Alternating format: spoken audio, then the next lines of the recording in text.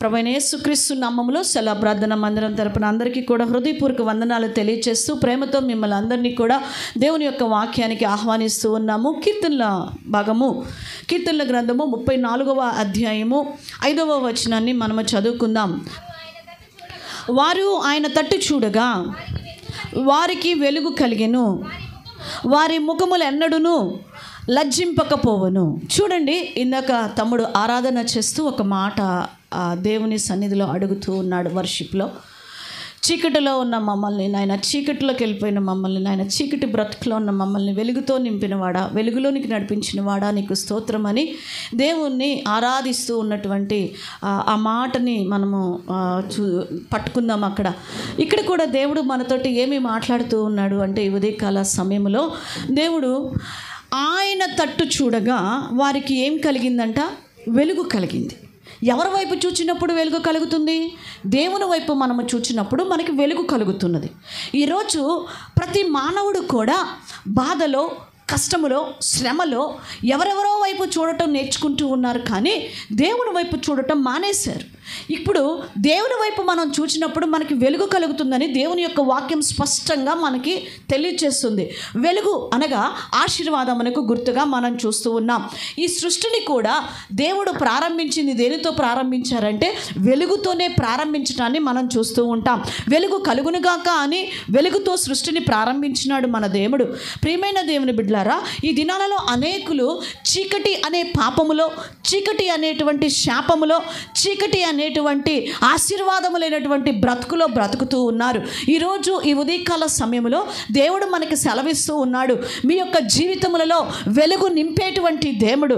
మరి మనందరము కూడా ఇంటి మీద స్టార్స్ పెట్టుకుంటూ ఉంటాం. ఎందుకు?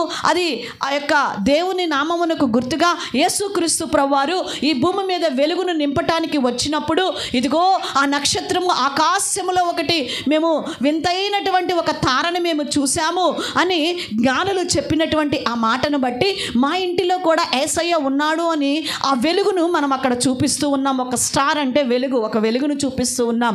అయితే ఈరోజు ఆ వెలుగు నీ జీవితంలో రావాలి అంటే మనందరం కూడా చేయవలసిన ఒక పని ఏంటి అంటే, మనం ఎవరి వైపు చూడాలంట? దేవుని వైపు మనము చూచినప్పుడు మనము కూడా వెలుగుగా ఆయన ఆ వెలుగు మన మీద పడుతుంది. మన మీద పడిన ఆ వెలుగు అనేకులకి వెలుగుని మనము పంచుతాం. వెలుగు అనగా ఆశీర్వాదమునకి గుర్తు. చెప్పండి, దేనికి గుర్తు? ఆశీర్వాదమునకు గుర్తు. చీకటి అనగా శాపమునకు, పాపమునకు మరి గుర్తుగా మనము చూస్తూ ఉన్నాం. మత్తయి సువార్తలో అంటాడు 5వ అధ్యాయము 14వ వచనములో దేవుడు ఇలాగ చెప్తూ ఉంటాడు, మీరు లోకమునకు వెలుగై ఉన్నారు. ఏమై ఉన్నామంట మనము? లోకానికి వెలుగు. నువ్వు ఒక స్టార్వి, నేను ఒక స్టార్ని, మనమే స్టార్స్. లోక సంబంధముగా పాపములో నడిపించే వాళ్ళే పెద్ద పెద్ద స్టార్స్ అని చెప్పుకుంటూ ఉంటుంటే, ప్రభువు వైపు నడిపిస్తున్న మనము ఒక స్టార్స్. మనమే అసలు నిజమైన స్టార్లం. దానియేలు గ్రంథంలో అంటారు కదా, ఎందరూ దేవుని వైపు త్రిప్పుదురో వారే ఆ చుక్కలు, వారే ఆ జ్యోతులు. దేవుడు చెప్తున్నాడు, వాళ్ళే నిజమైన స్టార్స్. మరి అనేక ఆత్మలను నడిపిస్తున్నటువంటి బిడ్డలే ఒక వెలుగుగా లోకానికి ప్రకాశిస్తూ ఉన్నారు. ప్రియమైన సహోదరి సహోదరులారా, ఈరోజు ఆ వెలుగు నీవు అనేకులకు లోకమునకు వెలుగుగా ఉండాలి అంటే, అనగా లోకమునకు ఎలా ఉండాలి మనము? వెలుగుగా అనగా దాని అర్థం ఏంటి? ఆశీర్వాదకరముగా. చెప్పండి, లోకమునకు మనం ఎలాగన్నామంట? ఆశీర్వాదకరముగా. నువ్వు మొదట దేవుని వైపు చూచినప్పుడు నీకు వెలుగు వస్తుంది, అనగా నీకు ఆశీర్వాదం వస్తుంది. మనము లోకమునకు ఏమై ఉన్నామంట? వెలుగై ఉన్నాము. ఆ వెలుగు అనగా ఆశీర్వాదము లోకమునకు మనం ఏం చేయాలి? పంచాలి. ఆ ఆశీర్వాదం ఏంటి? నజరుడైన యేసుక్రీస్తు ప్రభువారు 2000 సంవత్సరాల క్రితం ఈ భూమి మీదకి వచ్చినారు. అదే గొప్ప ఆశీర్వాదముగా మనం చూస్తూ ఉన్నాం. దేవాతి దేవుడు అండి, మానవుడుగా రాలా.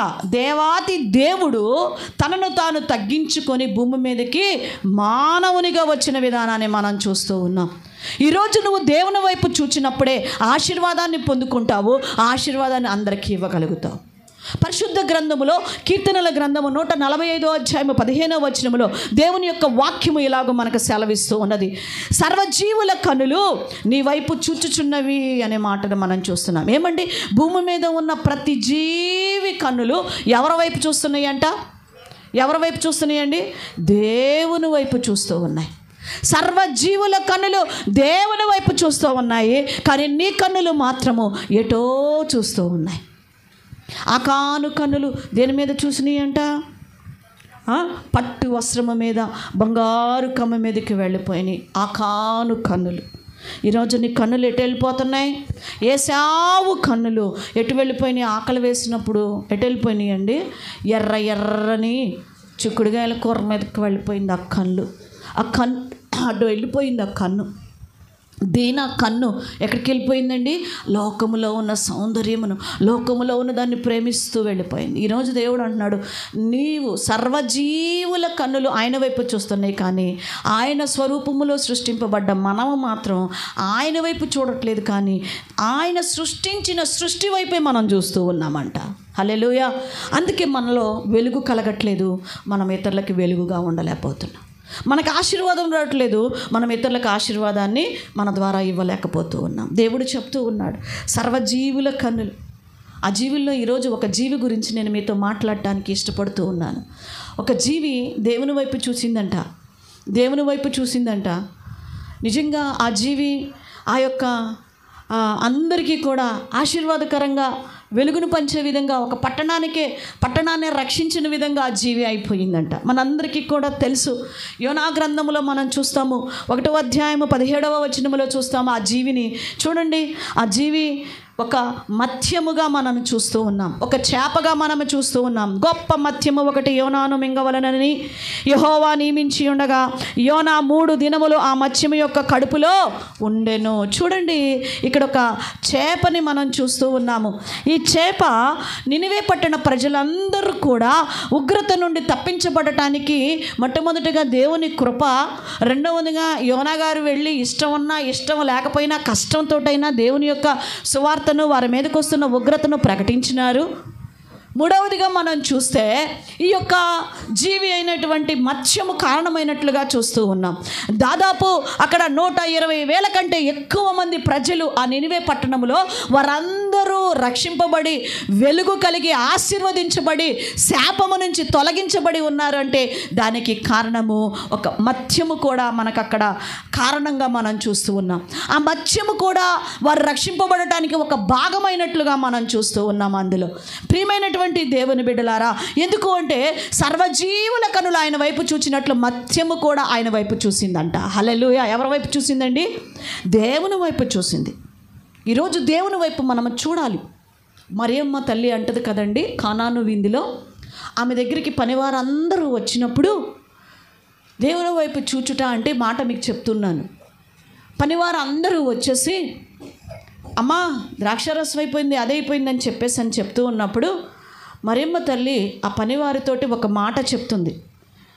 యేసుప్రభు వారిని అడిగినప్పుడు యేసుప్రభు వారు, అమ్మ ఇంకా నాతో నీకేం పని, నా సమయం ఇంకా రాలేదు అని చెప్పిన తర్వాత మరి మరియమ్మ తల్లి ఒక మాట పనివారిని పిలిచి అంటది. ఏమని చెప్పిద్దంటే, ఆయన మీతో చెప్పునది చేయండి. అప్పటి నుంచి పనివాళ్ళు ఎవరి వైపు చూస్తున్నారు?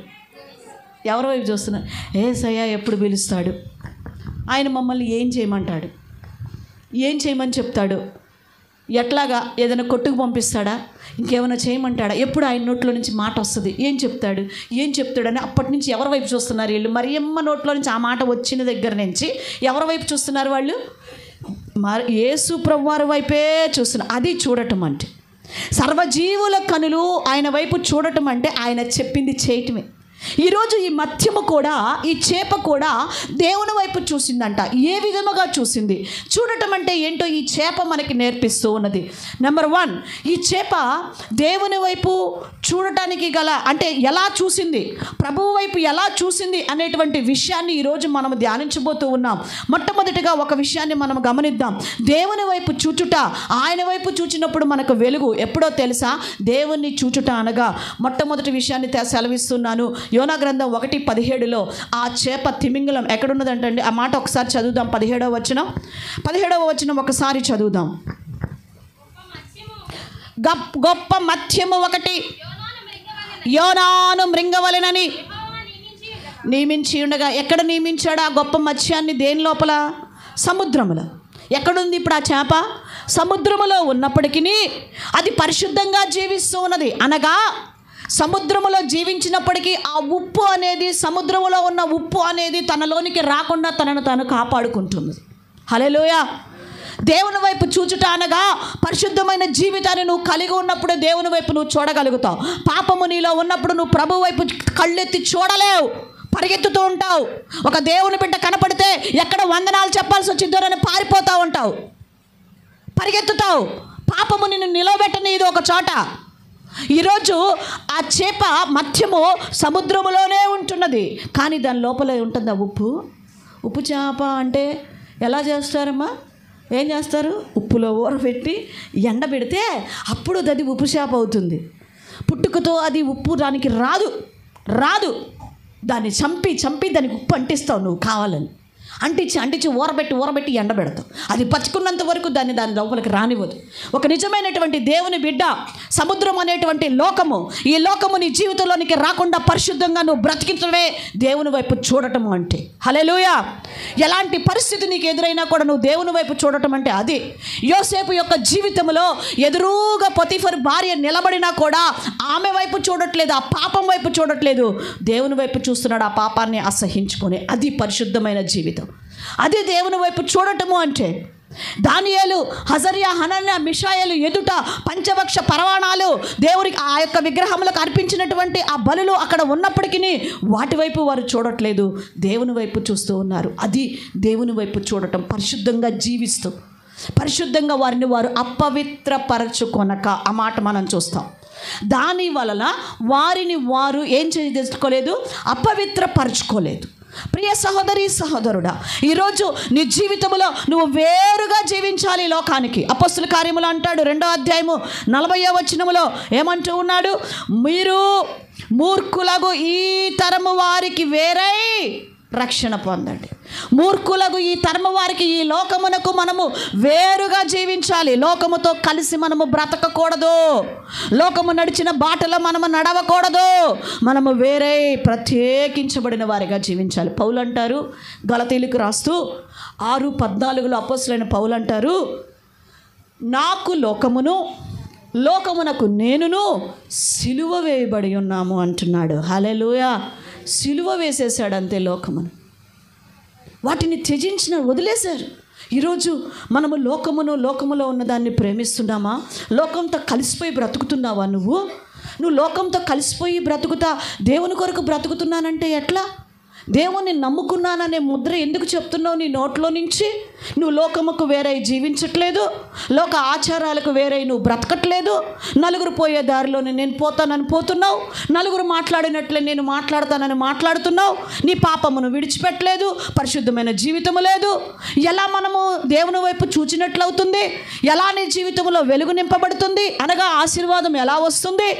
నువ్వు నీ కుటుంబానికి, ఇతరులకు ఎలా ఆశీర్వాదకరముగా ఉంటావని దేవుడు ప్రశ్నిస్తూ ఉన్నాడు. హల్లెలూయా. ప్రభువారు అంటూ ఉన్నారు, పేతురు రాసిన మొదటి పత్రిక 1:14 అంటూ ఉన్నారు, నేను పరిశుద్ధుడనై ఉన్నాను కనుక మీరును ఎలాగుండండి. అవును, ప్రభువారు దేవాతి దేవుడు దీనుడుగా భూమి మీదకి వచ్చి పరిశుద్ధుడిగా జీవించినాడు. తండ్రి వైపు చూశాడు. ఈరోజు నువ్వు దేవుని వైపు చూసే బిడ్డగా నీవు ఉండాలి. ఇవి ఎవరి వైపు చూస్తున్నావు? పరిశుద్ధమైన జీవితం ఉండాలి.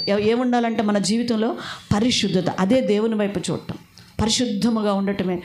నువ్వు నీ ఎదుట వచ్చినా కూడా నో అని నువ్వు నిలబడుతున్నావు చూడు, అది దేవుని వైపు చూడటం. దాన్ని అసహించుకొని నిలబడుతున్నావు చూడు, అది దేవుని వైపు చూడటం. మరి ఈరోజు నువ్వు ఎటు చూస్తున్నావు? ఎలా అంతవరకు పరిశుద్ధంగా ఉంటున్నావు నాకు తెలియదు. ఈ సంవత్సరం చివరిలోనికి వెళ్ళిపోతున్నాం. మనం పరిశీలన చేసుకొని నువ్వు పరిశుద్ధపరచుకో. లోకము నీలోకి రానియొద్దు. చుట్టూతో ఉండొచ్చు.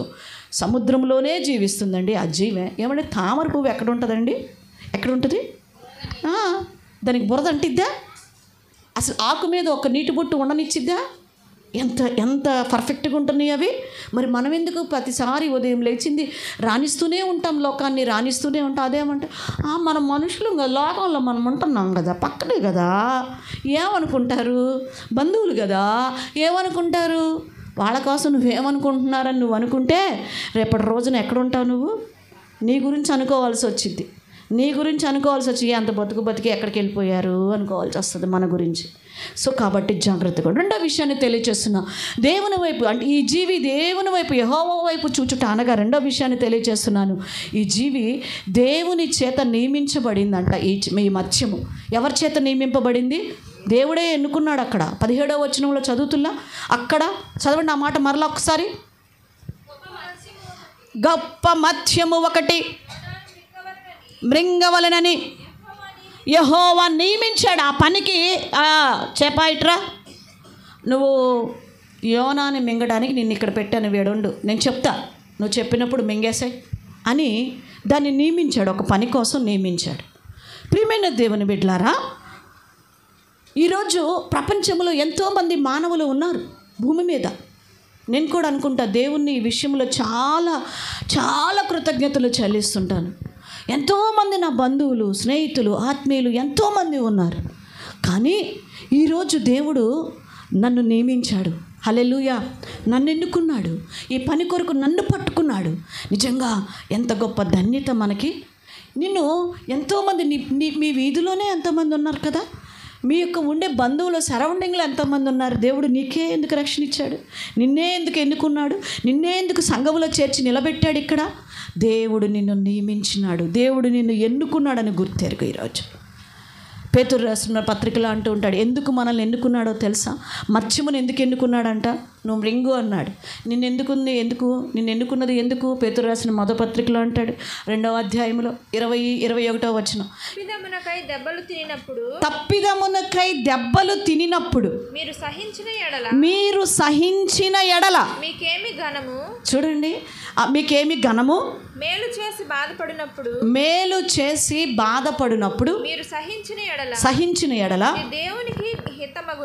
మీరు దేవునికి హితమగుదురు. ఇందుకు మీరు పిలువబడి, ఈ మాట నాకు కావాల్సింది. ఇందుకు మీరు పిలువబడతారు. ఎందుకు పిలువబడ్డా? దేవుని కొరకు మనము నిందలైనను హింస అయినను దేవుని నిమిత్తము సహించుటకు మనం పిలువబడ్డాం. ఈరోజు మనం సహిస్తున్నామా? దేవుని కొరకు ఒక్క మాట మనల్ని అనగానే మనం ఓర్చుకుంటున్నామా? వెంటనే 1కి 10 వడ్డిస్తున్నాం. 1కి 10 వడ్డిస్తున్నాం. ఈ సహనం మనం ఎందుకు నిన్ను ఎంచుకున్నాడో తెలుసా? నువ్వు సహిస్తావని, ఆయన కొరకు నువ్వు భరిస్తావని. యేసుప్రభువారిని ఎన్నుకున్నాడు తండ్రి అయిన దేవుడు. ఎందుకు? ఆయన సహించాడు తండ్రి కొరకు, మనందరి రక్షణ కొరకు సహించాడు. ఆయన మనకు మాదిరి ఉంచాడు. ఎందుకు నిన్ను ఎన్నుకున్నాడు? నువ్వు సహిస్తావని. మనకు సహించట్లేదే, నలుగురు నలిచిన బాటలోకి వెళ్ళిపోతున్నాం. మనం కూడా ఇష్టం వచ్చినట్లుగా మాట్లాడేస్తున్నాం, ఇష్టం వచ్చినట్లు జీవించేస్తున్నాం. ఈరోజు నిన్ను నియమించింది ఎందుకు అంటే నువ్వు సహించి ఆయన కోసం నిలబడతావని. హల్లెలూయా. గట్టిగా చెప్దాం, దేవునికి స్తోత్రం. నువ్వెంతవరకు నిలబడుతున్నావు, ఎంతవరకు సహిస్తున్నావో పరిశీలన చేసుకో సంగమా, పరిశీలన చేసుకో సంగమా ఈరోజు. అంతేకాదు నిన్ను ఎందుకు నియమించాడో తెలుసా? యోహాను సువార్త 15వ అధ్యాయం 16వ వచనంలో ఇలాగుంటుంది, దేవుడు మనలను ఫలించుట కొరకు ఎన్నుకున్నాడంట. దేనికోసం? ఫలించుట కొరకు నిన్ను నియమించాడు. నువ్వేమో ఫలించట్లా. నీ జీవితంలో ఆత్మఫలాలు లేవు, శరీర సంబంధమైన ఫలాలు లేవు. ప్రియుడా, నీ ఆత్మ వర్ధిల్లుచున్న ప్రకారము నీవు అన్ని విషయములలో వర్ధిల్లు అని దేవుడు చెప్తున్నాడు. కానీ మనమేమో ఏ విషయంలో ఫలించలేకపోతూ ఉన్నాం. దేవుని కొరకు మనము నిలబడలేకపోతూ ఉన్నాం. ఈరోజు ఫలించలేకపోతున్నాం, సహించలేకపోతున్నాం, ఫలించలేకపోతున్నాం. 2 మన జీవితాల్లో ఉండట్లా. దీని కొరకే కదా మనల్ని దేవుడు నియమించినాడు. ఆ మత్స్యము తనను నియమించిన ఆ నియమమునకు లోబడిందండి, లోబడింది. దేవుడు అంటున్నాడు, పేతురు రాసిన మొదటి పత్రిక 2:9 అంటున్నాడు, అయితే మీరు చీకటిలో నుండి ఆశ్చర్యకరమైన తన వెలుగులోనికి మిమ్మల్ని పిలిచిన వాని గుణాతిశయములను ప్రచురము చేయు నిమిత్తము ఏర్పరచబడిన వంశమును, రాజులైన యాజక సమూహమును, పరిశుద్ధ జనమును, దేవుని సొత్తైన ప్రజలు. ఎందుకు ఎన్నుకున్నాడు? మనం ఆయన సువార్తను ప్రకటించడానికి ఎన్నుకున్నాడు. యోనాని ఎన్నుకున్నాడు, నిన్ను ఎన్నుకున్నాడు. దాని పని అది చేస్తుంది, దేవుని చిత్తానికి లోబడి. నువ్వెలా చేస్తున్నావో పరిశీలన చేసుకో. ఈరోజు నువ్వు ఎలాగున్నా, ఏ పని నిమిత్తము, ఒకవేళ దెబ్బలు తినుటకు, ఒకవేళ అవమానాలు పడుటకు నన్ను ఎన్నుకున్నాడు. నేను ఇదే అనుకుంటాను, ప్రభువా నన్ను ఇంతమంది తిడుతూ ఉన్నారు అంటే లేనటువంటి ఆ యొక్క రిలేషన్స్ను ఇష్టం వచ్చినట్లుగా మాట్లాడుతూ ఉన్నారంటే నీకు స్తోత్రం ప్రభువా, ఇందు నిమిత్తమే నన్ను మీరు ఎన్నుకున్నారు, మీకు స్తోత్రం అనుకుంటా. ఇందు నిమిత్తమే, అవి సహించుట కోసమే మనల్ని ఎన్నుకున్నాడు దేవుడు. మరి నువ్వెలాగనుకుంటున్నావో నాకు తెలియదు ప్రియ సహోదరి. ఎస్తేరుతో మర్దుకాయ అంటాడు కదా, ఇందు నిమిత్తమే నీవు రాణిగా ఇక్కడికి పిలువబడ్డావేమో, ఇందు నిమిత్తమే నిన్ను ఎన్నుకున్నాడేమో, ఈరోజు నిన్ను కూడా అందుకే ఎన్నుకున్నాడేమో. మరి నువ్వేమో దేవుని చిత్తాన్ని పక్కన పడేస్తున్నావు. మూడో విషయాన్ని తెలియజేస్తా. ఈ చేప దేవుని వైపు ఎలా చూసిందో చూడండి.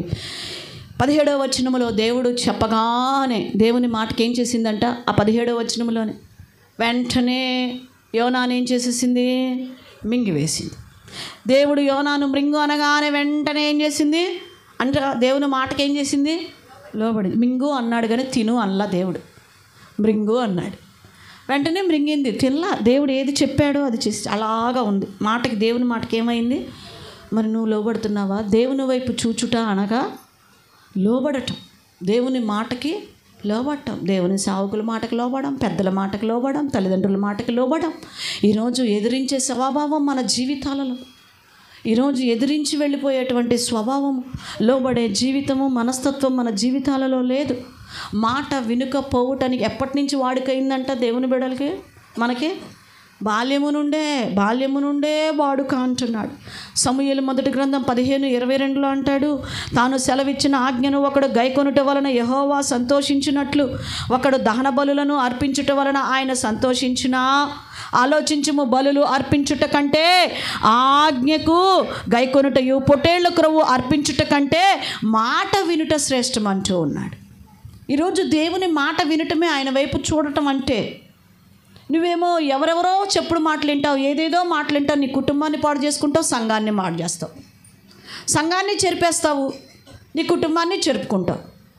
దేవుని మాట విను, ఈరోజు నువ్వు జీవిస్తావు. ఆయన మాట నీకు జీవాన్ని ఇచ్చిద్ది, ఆయన మాట నిన్ను స్వస్థపరిచిద్ది, ఆయన మాట నీ కుటుంబాన్ని, నీ బ్రతుకుని కట్టిద్ది. మనిషి మాట కాదు. ఈరోజు దేవాతి దేవుని మాటకు నువ్వు లోబడటము నేర్చుకో. ఎన్ని ఇచ్చినా కూడా ఏమి ప్రయోజనం అంటున్నాడు దేవుడు మనకి. ఆయన మాటకి మనము లోబడాలంట. ఈరోజు మనం లోబడుతున్నామా దేవుని మాటకి? ప్రియమైన దేవుని బిడ్డలారా, దానియేలు గ్రంథం 9వ అధ్యాయము 11వ వచనంలో అంటున్నాడు, ఇశ్రాయేలు అందరూ నీ ధర్మశాస్త్రమును అతిక్రమించి నీ మాట వినక తిరుగుబాటు చేసిరి అని దానియేలు ఏడుస్తున్నాడు దేవుడి సన్నిధిలో. తిరుగుబాటు చేస్తున్నారంట ఆయన మాట వినకుండా. నువ్వు ఎలాగున్నావు? దేవుని వైపు చూచుట. ఎందుకు అలాగ చూచటం అంటే నువ్వు ఆయన మాటకి లోబడటమే, ఆయన మాటకి లోబడటమే. ఈరోజు మనల్ని మనం పరిశీలన చేసుకుందాం. మనం ఎంతవరకు లోబడుతున్నామో పరిశీలన చేసుకుందాం. ఈరోజు ప్రభువు మాటకి మనం ఎంతవరకు విధేయత చూపిస్తున్నామో మనల్ని మనం పరిశీలన చేసుకుందాం. సహోదరి సహోదరుడా, ఈ మత్స్యము చూడండి, నోరు లేని జీవి అయినా ఎంత చక్కగా దేవుని మాటకి లోబడింది. సర్వజీవుల కనులు ఆయన వైపే చూస్తున్నాయి, ఆయన మాట కోసం ఎదురు చూస్తున్నాయి. సృష్టి కూడానండి, తుఫాన్లు అన్నీ ఎవరి మాట ప్రకారం వస్తున్నాయి? గాలిని గద్దింపగా, తుఫానును గద్దించగా ఏమైపోయినాయి అంట? ఆగిపోయినాయి. ఆయన మాటకి లోబడుతుంది. ఆయన స్వరూపంలో చేయబడిన నీవు నేనే లోబడే జీవించలేకపోతున్నాం. మనమే ఆ లోబడలేకపోతూ ఉన్నాం. ఎదిరించే స్వభావం ఎక్కువైపోతుంది మన జీవితంలో. ప్రియ సహోదరి, ఎలాగున్నా మీకు 4వ విషయాన్ని మీకు తెలియజేస్తూ ఉన్నాను. చేప ఎలాగ దేవుని వైపు చూసిందో చూద్దాం. అదే 17వ వచనంలో, అదే 17వ వచనం చదువుదాం మరొక్కసారి. నియమించి ఉండగా ఎన్ని దినాలు ఉన్నాడంటే దాని కడుపులో? 3 దినాలు. ఇది ఈ యొక్క మత్స్యము ఏముంది? ఫాస్టింగ్ ఏముంది? 3 దినాలు ఉపవాసం స్టార్ట్ చేసింది. 3 రోజులు ఎవరో కోసం. ఇది ఎందుకు ఉండాలి ఉపవాసం? మనమైతే అనుకుంటాం కదా, వాళ్ళకి బాగోపోతే మనం ఎందుకు ప్రార్థన చేయాలా? వాళ్ళు ఏదో ఇదైపోతే మా ఉపవాస ప్రార్థన అంట, మాకు ఇది చేశారా, మాకు అది చేశారా, అమ్మ మేము ఉండలేము అమ్మ అంటాం. మన ఏదో అంటారు చూడండి, మన దగ్గరికి, మన చాప కిందకి నీళ్ళు వస్తే మనకు కూడా ఆ పెయిన్ అనేది తెలుస్తుందంట. ఎప్పుడు కూడా దేవుని యొక్క సన్నిధిలో ఉపవాసం ఉండి ప్రార్థించేవారిగా మనం ఉండాలి. దానియేలు ఎవరి కోసం ఉన్నాడండి ఉపవాసం? ఎస్తేరు ఎవరి కోసం ఉందండి ఉపవాసం? నశించిపోతున్న ఆ ప్రజల కొరకు కాదా? దేవుని వైపు వారు చూడలేదా? వారు ఎస్తేరు యొక్క ప్రాణము నిలబడదా రాణిగా? ఆమెను చంపే ధైర్యం ఎవరికన్నా ఉందా? లేదు. కానీ ఎందుకు ఆమె ఉపవాస దినము చాటించి తను కూడా ఉపవాసం ఉన్నది? మీరు ఉండండిలే, నేను రాణిని, పర్వాలేదు నేను తింటాను అనిందా? తను కూడా ఉన్నది, తన చలికత్తెరలో ఉంచింది. ఎందుకు ఈ ఉపవాసము? ఆ ప్రజల రక్షణ. ఈ చేపకు అవసరం ఏంటి? యోనాను కాపాడటం కోసం, నినివే ప్రజలను కాపాడటం కోసం ఇది ఎందుకు 3 రోజులు ఉండాలి? యోనా కడుపులో ఉన్నన్ని రోజులు ఏమి తినడానికి లేదు, జీర్ణమైపోతాడు. ఏమాత్రం ఫుడ్ లోపలికి వెళ్ళినా ముందు లోపలికి వెళ్ళినటువంటి పదార్థం ఏమవ్వాలి? జీర్ణమైపోవాలి. ప్రియమైన దేవుని బిడ్డలారా, 3 రోజులు మౌనంగా నోరు కూడా తెరవల. తెరిస్తే వెళ్ళిపోతాయి. నోరు కూడా తెరవల, క్లోజ్డ్. మనం ఉంటాం ఉపవాసం తినేసేమేంటివే. ఉపవాసం అనేది ఏంది? మనకు కూడా గృహాశీర్వాద కూడికలు రోజు మాత్రం ప్రజెంట్ వేయించుకున్నాం, కానీ విజ్ఞాపన ప్రార్థనకు మాత్రం రాలేకపోయాం.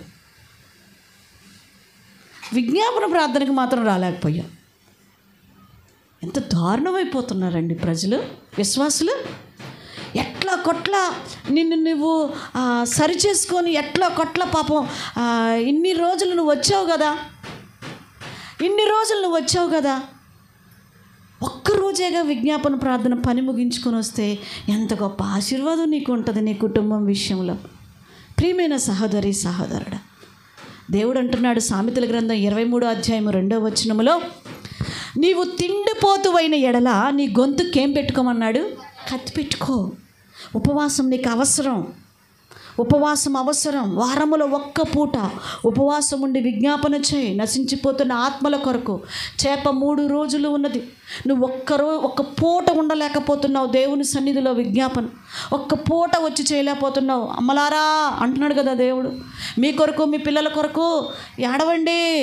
మీ పసిబిడ్డల కొరకు ఉదయం లేచి ప్రార్థన చేయండి. పసిబిడ్డల కొరకు సంపాదిస్తున్నావు, వాళ్ళ ఆకలి కొరకు సంపాదిస్తున్నావు. మొదట 7 దేవుడు సన్నిధిలో లేచి ఉదయాన్నే మొదట 7, అప్పుడు అది ఆశీర్వాదంగా బిడ్డలకి మారిద్ది. ప్రియ సహోదరుడా, ఈరోజు నువ్వు ఎలాగ ఉన్నావో ఒకసారి పరిశీలన చేసుకో. మార్కు సువార్త 9:29 అంటున్నాడు ప్రభు. మార్కు సువార్త 9వ అధ్యాయం 29వ వచనంలో, అందుకు ఆయన ప్రార్థన వలననే కానీ మరి దేని వలనైనా ఈ విధమైనది వదిలిపోవట అసాధ్యము. ప్రార్థన అంటే కింద ఫుట్ నోట్లో ఉంటుంది. ఏ ప్రార్థన అంట? ఉపవాస ప్రార్థన. ఏ ప్రార్థన? ప్రభు నా సాయం చేయ అంటే కాదు, ఉపవాసముతో దేవుడి సన్నిధిలో. ఉపవాసం అంటే క్లోజ్ అయిపోవాలా మౌత్, దేవుని దగ్గరే తెరవాలా.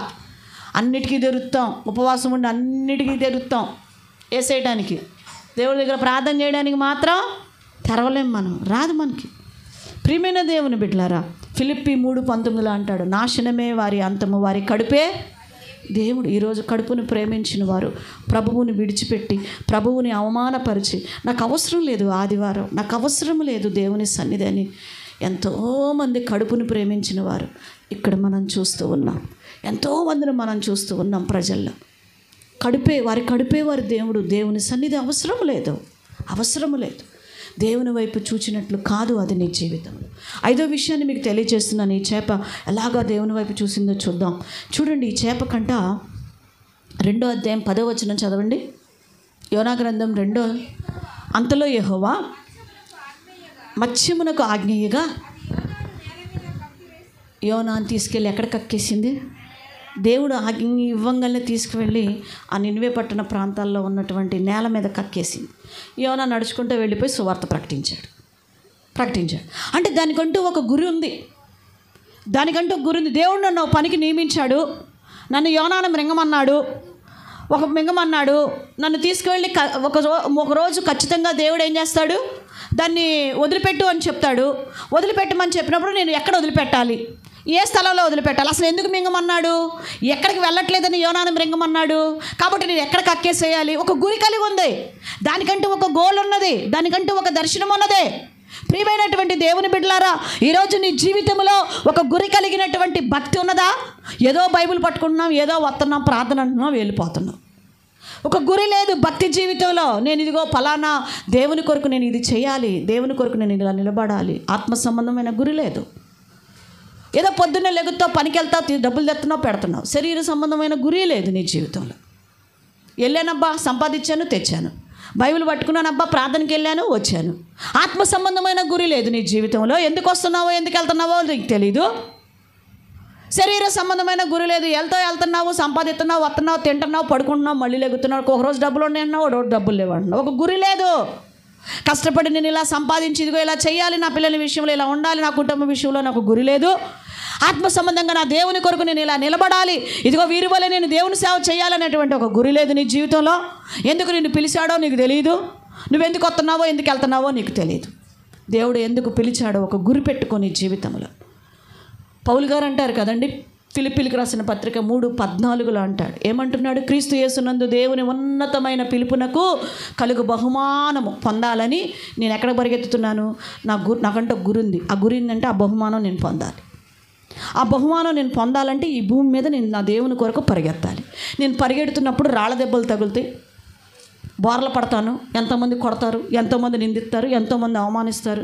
ఎక్కడా కూడా నేను వెనక్కి తిరిగి చూడకూడదు. నేను నా గురి దగ్గరికి ఏం చేయాలి? పరిగెత్తాలి. పౌలు గారు కలిగి ఉన్నాడు ఒక గురి. ఈరోజు మనకున్నది ఆ గురి. ఈ మత్స్యము కలిగి ఉన్న తీసుకువెళ్ళి చక్కగా కక్కేసింది నేల మీద. వెళ్ళు, నా పని అయిపోయింది, నీ పని ఇంకా పో చెప్తున్నది. ప్రియమైన దేవుని బిడ్డలారా, అంతేకాదండి, మరొక మాట చెప్తాను. ఈ మత్స్యము దేవుడు తనతో చెప్పినది అంతా చేసిందంట. హల్లెలూయా. సగం చేసిందా, మొత్తం చేసిందా?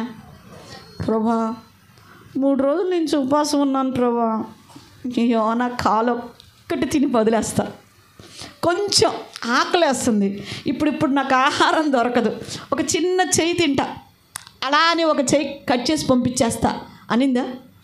నేను అందూరం బాలేదు, నేను ఏడే కక్కేస్తా, ఏ నీళ్ళల్లోనే వదిలేస్తా, ఈదుకుంటా బొమ్మను అనిందా? అసలే 3 రోజుల నుంచి నేను అన్నం తినలా, 3 రోజుల నుంచి నాకు ఆహారం లేదు, నీరసంగా ఉంది, నేను ఆడకపోయి ఆడగక్కాను, ఆడకపోయి నేను నేల మీద ఆడగక్కాను, నేను బాగాలేను అందరూ, నేను ఇప్పుడు దాకా నేను నీళ్ళలో ఏడే ఉంటా, అంతే, నేను మళ్ళీ వేటాడుకోవాలి అని సగం పనులు చేసిందా?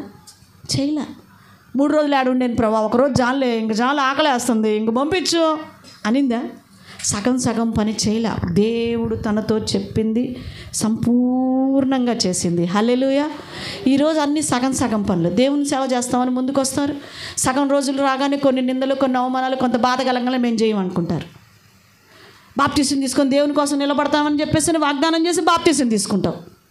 కొన్ని నిందలు, కొన్ని అవమానాలు రాగానే బాప్తీసం లేదు, ఏం లేదు, దేవుడు లేదు, వెనక్కి వెళ్ళిపోతాం. ఏంటి భక్తి? సగమా దేవుని కొరకు నిలబడేది? ఈరోజు నిన్ను నువ్వు పరిశీలన చేసుకో. దేవుడు తనను చేయమని చెప్పిన ప్రతి పని సంపూర్ణంగా చేసేసింది ఆ చేప. ఈరోజు సగం పనులు మనం చేయకూడదు. మన జీవితంలో శాపగ్రస్తులు అయిపోతాం. దేవుడు మనకిచ్చినటువంటి రక్షణను కంప్లీట్గా చివరి వరకు మనం కాపాడుకుంటూ వెళ్ళాలి. ఆ రక్షణను కాపాడుకునే విధానంలోనే, ఆ భాగంలోనే దేవుని పని చేసేటువంటిది. ఈరోజు మనం ఎలాగో ఉన్నాం?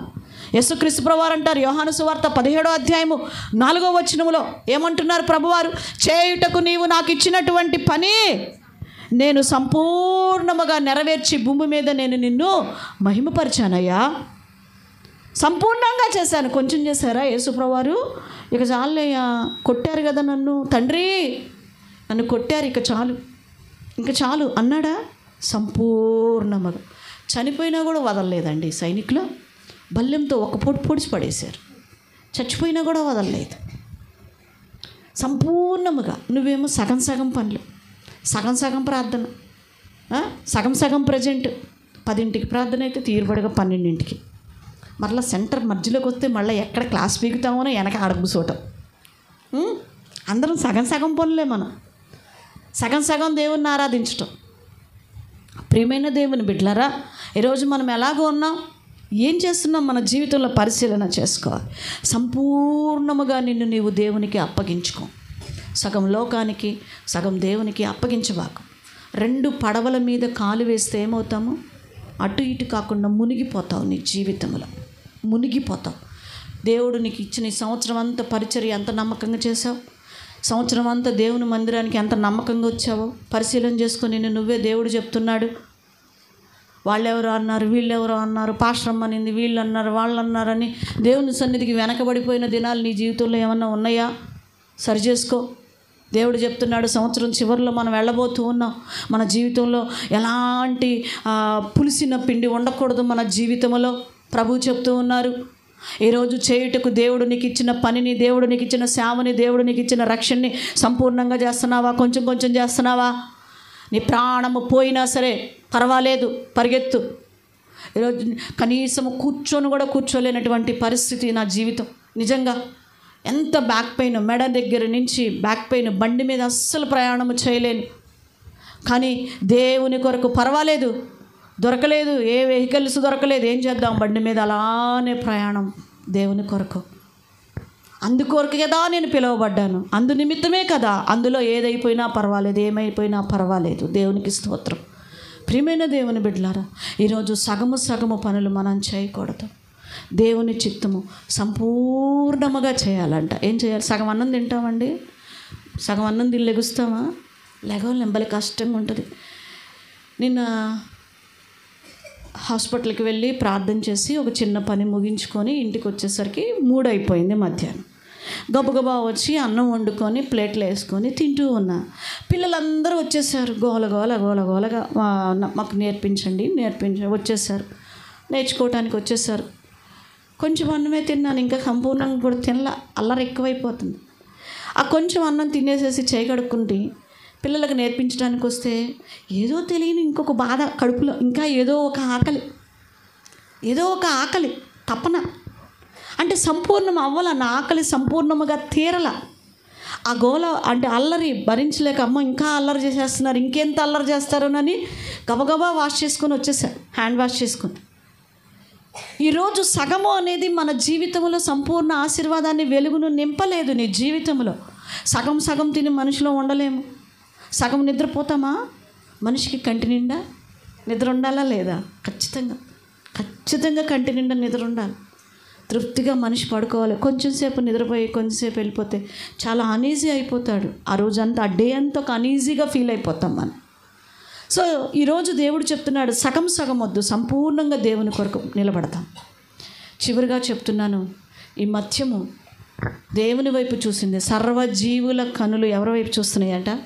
దేవుని వైపు చూసింది. కాబట్టి అది నిజంగా ఒక వెలుగుగా మారింది. చూడండి, యోనాని అక్కడ కక్కివేయటం వల్ల యోనా నినివే ప్రాంతంలోనికి వెళ్ళాడు. అక్కడ ఉన్నటువంటి 1,60,000 మందికి ఎక్కువగా ఉన్నటువంటి ఆ జనమందరికీ కూడా దేవుని సువార్తను ప్రకటించాడు. జాగ్రత్త, పాపం చేస్తున్నారు, జాగ్రత్త, దేవుని మాటకి లోబడట్లేదని యోనా హెచ్చరించాడు. వెంటనే వారందరూ పశ్చాత్తాపడి ప్రార్థన చేసుకొని వారి పాపం ఏం చేశారంట? విడిచిపెట్టారు. ఇప్పుడు వారందరి మీదకి దేవుడు ఏం పంపించాడు? ఎస్, ఆమేన్, హల్లెలూయా. వెలుగు. నినివే పట్టణ ప్రజలందరికీ వెలుగు కలిగింది, ఆశీర్వాదము కలిగింది. అందులో ఒక భాగముగా, కారకురాలుగా వాడబడినది మత్స్యము. హల్లెలూయా. ఆ మత్స్యము కూడా ఒక భాగమైనది. సర్వజీవుల కనులు ఆయన వైపు చూచిని, దాని మీదకి వచ్చిన వెలుగు, ఆ వెలుగు నినివే పట్టణ ప్రజల మీదకి వెళ్ళిపోయింది. ఆశీర్వాదము యోనా ఒక భాగం అయితే, దేవుని కృప ఒక భాగం అయితే, చేప కూడా ఒక భాగం అయిపోయింది. వారి ఆశీర్వాదానికి కారకురాలైపోయింది. హల్లెలూయా. ఈరోజు నువ్వు ఎలాగున్నావు? దేవుడు అంటున్నాడు, యూదాపత్రిక 1వ అధ్యాయము 23వ వచనము, ఒక అధ్యాయమే ఉంటుంది అందులో 23వ వచనంలో, అగ్నిలో నుండి లాగినట్టు కొందరిని రక్షించండి. లాగాలంటే అగ్నిలో నుంచి లాగినట్టు కొందరిని రక్షించు. నువ్వు చేపే రక్షించింది అంతమంది ప్రజలు బ్రతకటానికి, ఆశీర్వదించబడ్డానికి, శాపము పాలు కాకుండా, ఉగ్రత పాలు కాకుండా చేపే తన వంతు తను ప్రయాసపడిందే. మానవులమైన మనము, ఆయన స్వరూపములో చేయబడ్డ మనం ఎంత ప్రయాసపడాలి. ఎవరికి నువ్వు ఆశీర్వాదకరంగా ఉన్నావు? ఈ సంవత్సరం పరిశీలన చేసుకో. చివరి వారాల్లోనికి వచ్చేసాం మనం. ఈ గడిచినటువంటి ఈ 2024లో ఎవరికి నువ్వు ఆశీర్వాదకరంగా ఉన్నావు? ఎంతమంది ఆత్మల్ని ఆశీర్వాదకరంగా లాక్కొచ్చి కూర్చోబెట్టావు ఇక్కడ? ఎంతమందిని, ఎన్ని కుటుంబాలను తీసుకొచ్చావు? ఎంతమంది వ్యక్తులను తీసుకొచ్చావు? ఈరోజు దేవుడు ప్రశ్నిస్తూ ఉన్నాడు. సావుకురాలు కష్టపడి ఆత్మలను తీసుకొని వస్తే ఏదో చెప్పటం కాదు మనం. నీ వంతు నువ్వు ఈ గడిచిన సంవత్సరంలో ఎన్ని ఆత్మలను మనము సంపాదించామో దేవుడు ప్రశ్నిస్తున్నాడు. ఎంతమందిని పాపము నుంచి బయటికి తీసుకొచ్చావు?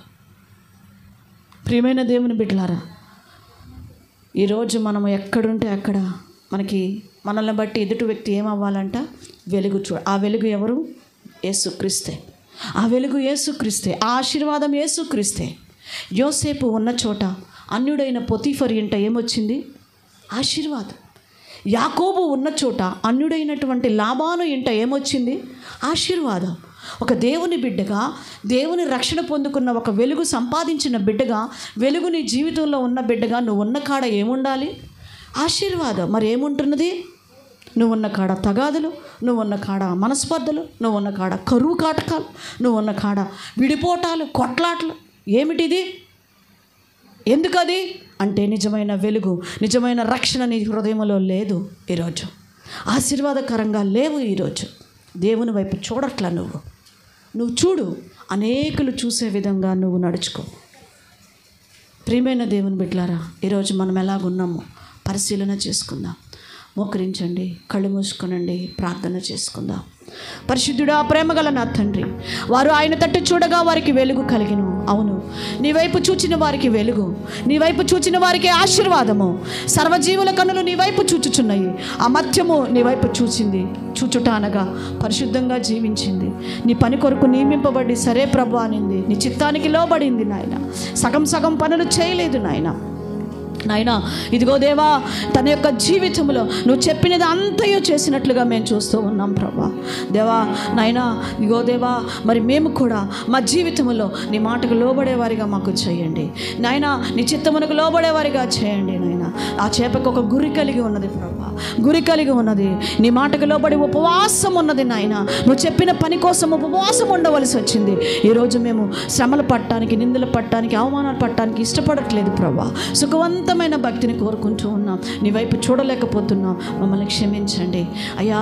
నినివే పట్టణ ప్రజలందరూ రక్షింపబడుటకు నాయన, వారందరూ ఆశీర్వదించబడుటకు ఇది ఆశీర్వాదకరముగా మారిపోయింది ప్రభా. మత్స్యము అయ్యా, మేము అలాగ జీవించడానికి సహాయం చేయి.